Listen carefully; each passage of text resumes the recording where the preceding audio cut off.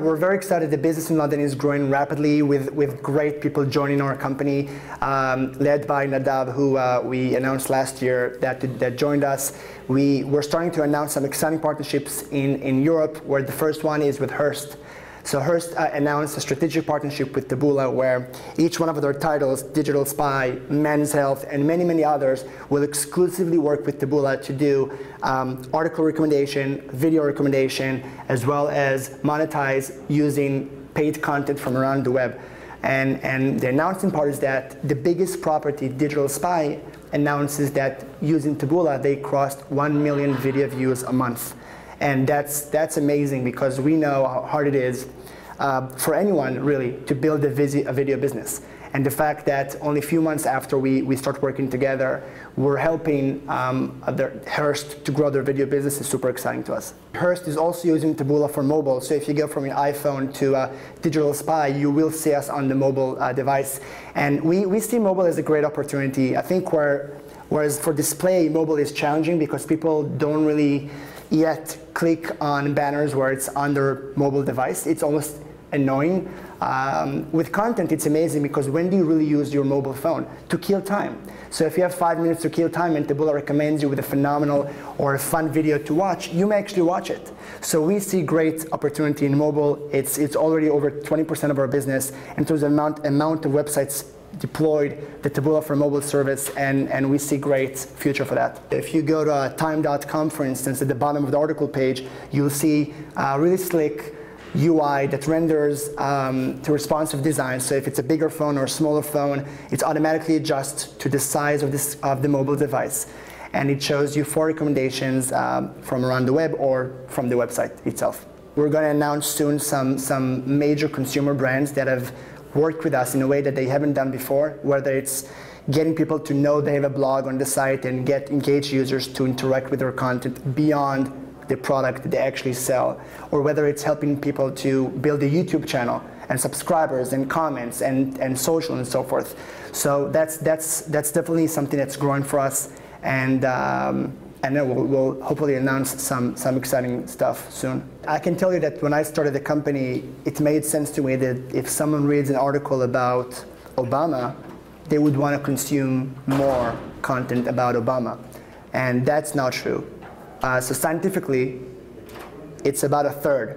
So for the majority of people would prefer to consume interesting content to them based on what's going on right now. Whether it's morning on a Friday, and who am I in that time, or if it's the weekend, or if it's nighttime, or if I've done something in the past 10 days. All of those signals really help Taboola to adjust the experience so you have a personalized web browsing experience versus more of the same. So we do apply contextual algorithms, but I can tell you that the majority of us, you and me and others, we would prefer interesting content versus more of what we just did. We're focused in 2013 for us around 2 things. One, tools for any content owner to distribute their content and tell their stories on the Taboola network in an efficient way. So I think there is a long, long journey on that front. And we're focusing in 2013 about that. We want anybody that has content to be able to connect with audiences that care to listen. And there's a long journey there, and we're focusing many of our resources in 2013 to do that. So that's one. And the second part is for the editorial team to be able to configure the content consumption experience on their own site, whether it's a little more contextual or a little more behavioral, or whether the look back should be from the past 7 days, from the past 30 days, all of those questions. We want the publishers to feel, the editorial team to feel very comfortable with the experience and be able to affect it and change it when they want to.